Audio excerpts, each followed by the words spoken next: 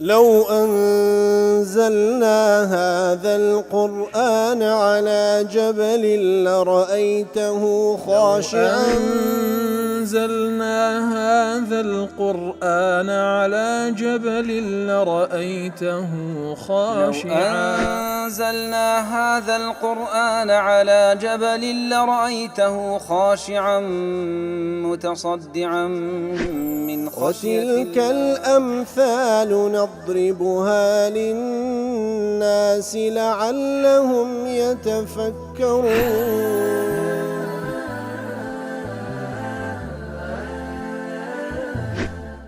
الحمد لله والصلاة والسلام على رسول الله وعلى آله وصحبه ومن والاه.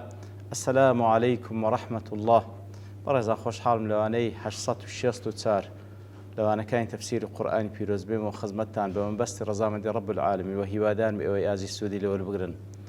أعوذ بالله من الشيطان الرجيم. بسم الله الرحمن الرحيم. ساء مثلا القوم الذين كذبوا بآياتنا وأنفسهم كانوا يظلمون. وتخرابترين نمونة أو كسيكوا آتكاني الله تعالى بدروب زاني لنتيجة جدا ظلم لنفس خوي بكابوي كوا معرض بكالبو عذاب خوي قورة ديار معلومة وكلواني رابردوش لأخذ لسنوانيك لخدمة أو آتانا دابون كخوي قورة باز لكسيك دكاتن أو كسيكوا آتكاني خوي قورة بيجيشتي وريقرتي احتواي كردي واتتسويتنا آتكانو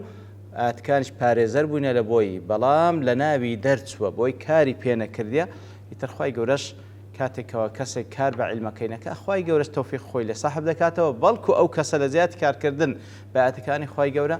ڕووی لە دنیا کردی و بە دوای هەوە ئارزوەکانی و کەوتیە خوای گەورە ئینجا نمونەی لۆ دەینتەوە نمونەی ئەو کەسە وەکو نمونەی ئەو سەگەیەکەوە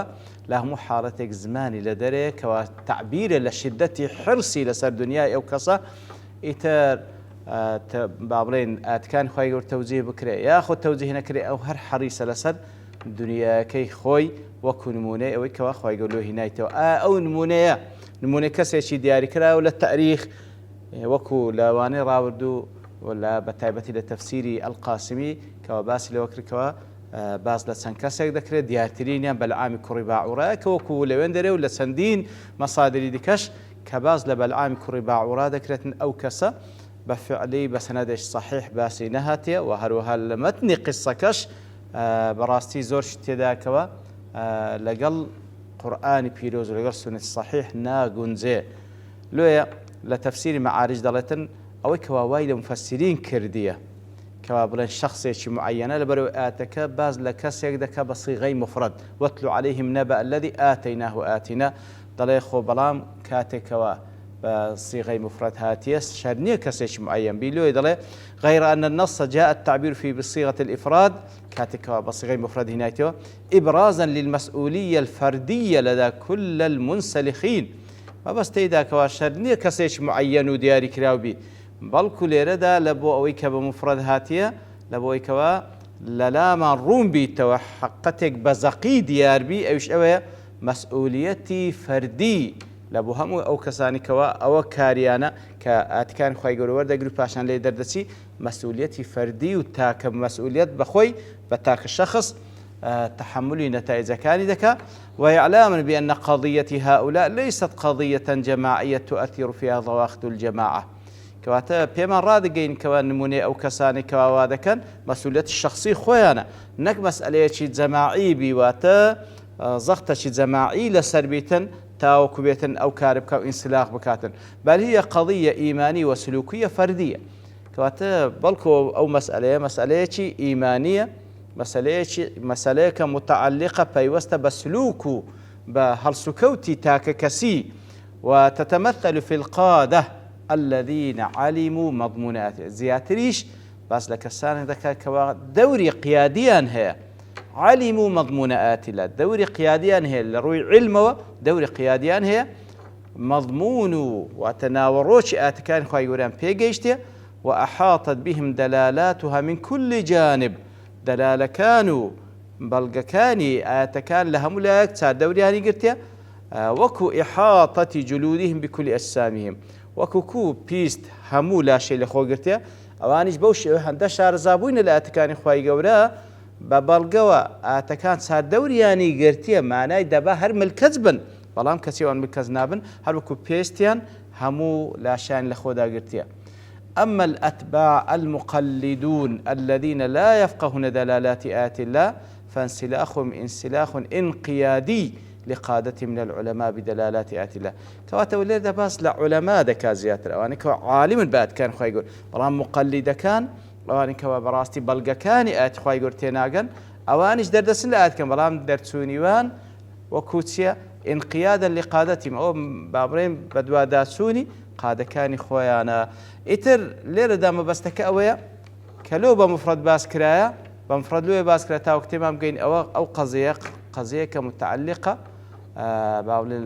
مەسئولیەتەکەی فەرد و تاک هەڵی دەگ لە بەرەوەی پەیوەستە بە سلوکی ئەو تاکە پەیوەستە بە ئیمانی ئەو تاکە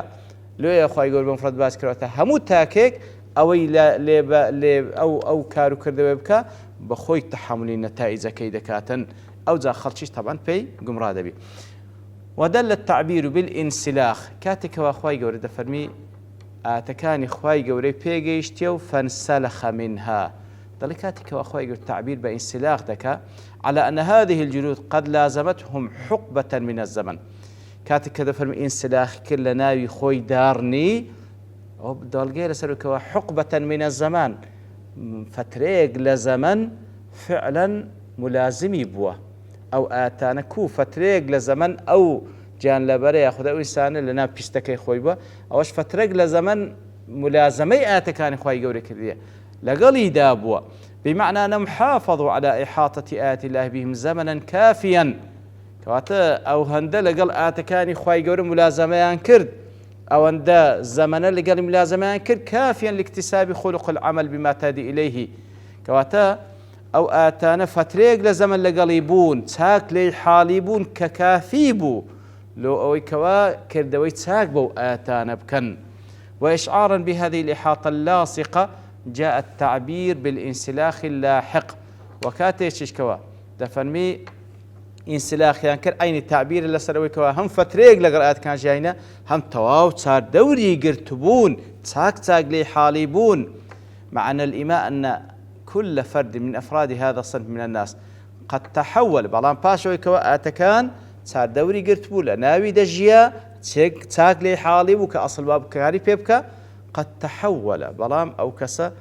قران كاري بسرداهات فصار كالحية تنسلخ من جلدها حتى انسلاخ بابرين زياتر أولا حيواني قردك وزياتر لمار مار بابرين كاتك ورزشي بسردادي لصالدا لو ورزيدا لناو قال ككي خوي دردسي وقال كشنوي ليو درز دبيتوا كواتا انسلاخ زياتر كلفظي انسلاخ وكالندري زياتر ئاماژەیە زیاتر ئینسان ماری دێتە پێشچاوی بەڵام ئەو ئینسانی کەەوە ئاتەکانی خوای گەورە پێگەیشتیە و چاردەوری گرتیە و کە لێی دەرچوە و ئینسلاخی کردیە وەکەئەنەما وەکو تەبیعەتی ماری لێیە وەکو مار لە پشتەکەی خۆی دەرچووە ومعلوم أن الحيات لينات الأبدان ئەوجەتە مەشاک کاتێک ئەو کەسە ئینسلاخی کرد لە ناو ئاتەکان وەکو مار ئینسلاخ دەکەن ناو قاوغەکەی خۆی طبيعتي مارسية لينات الأبدان سبحان الله بدني زور نرمة وفيهن السم الرعاف المميت بشدة بلام كاتك ونرمة لا شيء بلام جهري كشندي لخودا قرتية والأنياب النواهش وهروها بابلين أو كلباني هي لنا ودمي كوا نيسيركي خوي كندكا وجهركي تيدكا سبحان الله يعني براستي نمونيش زوانا يعني راست أخوي قولا نموني دين تو بصق بلام كلفظي انسلاخي شلو بكار هنا نموني هنا تو بماريش أو كسيكاتكاني خوي قوري بيجيشتيا كاتكا هل دقريتو كار بأتكاننا كاو علمي شبيه بلام كار بيناكا ولا ناوي دردتي وكو طبيعتي ماري ليدي سبحان الله مار بي وددا دجمنيتي بيسا سبحان الله بخوي ظاهرا نرمى بلام جهري بي وبي وددا براستي خطريات علماء سوء كاتك وهل دقرين زور خطرة. وهنا يطوي النص تساؤلا يقدمه المتفكر بشأن هذا المنسلخ من آيات الله ومضمون هذا السؤال لرجل ذلك لە ناو نەسەکە بەڕاستی پرسیارێک دێتە پێش کاتێکەوە خوای گەورە نمونەی ئەو کەسەی دەینتەوەکەوە ئینسلاخ کرد لە ناو ئاەتەکانی خوای گەورە. پرسیارەکە چییە؟ هل حقق هذا المنسلخ من آيات الله بإيثار الحياة الدنيا وإخلاده إلى الأرض واتباع هواه ما كان يغصب إليه من أو كسيكوا كخواي قرد نموني أو كسيكوا لنا كان درسو لبرواي براسي جاين دنياي هل بجاردو وهروها روي لزوي كردو بدواي هوا وآرز وكان دا رويشت فعلا كوازلات كاري خواي قرد هنا أو خوشيك أو بدواي دا دقري لدنيا دا بدستي دينيا نا. ويأتي الجواب الرباني فيدل بإشارات الأدبية الرفيعة لولامي أو برسياردا كخواي قول ولام من داتوا بإشارة زور جوانو زور برز دا بأسلوب زور برز على أنه لم يحقق ذلك لنفسه. يعني سبحان الله لا برأوي وازلات كان خواي قول هنا تاوكو دنيا بدز بينه أرز وكاين تير بكاتن بدستي ديني هوا أرز وكاين تير دبي دقات حالة إشباع دفرمي نخير تحقيقي أو رغبتي نابي بل استمر يتابع أهواءه وشهواته بلكو بردوام يترهر بدواه وآرز وكان دروا ويلاحقها دواما. سبحان الله في كد لاهث حرب ماندية وكو أو صقي كوازبان لدري وماندية دستا قوناغي تساوي لقوناغي قورتلا دستا قوناغي تساوي لقوناغي قورتلا أو بدز ديني تساوي لزياتلا. سبحان الله خو سنوري شينية بيبرين تواب وخلاص إشباع بك أبدا اشتواني بلكو وكرموني أو صقيك أخوي يقولوا هنايتو زماني هل لدري هل يلهث لأكلاتي تي لمان ديبوني لبو بدا سنان هوا آرز وكاني بلام لقل أوش نايقاته لقل أوش نايقاته لو براسي وأنفسهم كانوا يظلمون.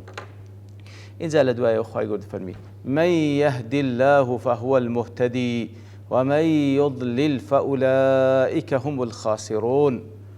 هر كسيك الله تعالى هداية بدا هر أو كس مهتدية وهر كسي چيش خواهي قوري برياري قمرائي لسر بدا أواني كسارشي خسارة مندن كواتوكلا تفسيري السعدي ضلي قال تعالى مبينا أنه المنفرد بالهداية والإضلال. خواهي قولوا من بيان دكا كهر أو ذاته برياري هداية وقمرائي بدسته من يهدي الله هر كسيك الله هداية يبدأ بأن يوفقه للخيرات كسيك خواهي قول مفخم كالبو كاري ساك ويعصمه من المكروهات وخواهي قول بي باريز لا اشتناخ وشخرابا كان ويعلمه ما لم يكن ليعلم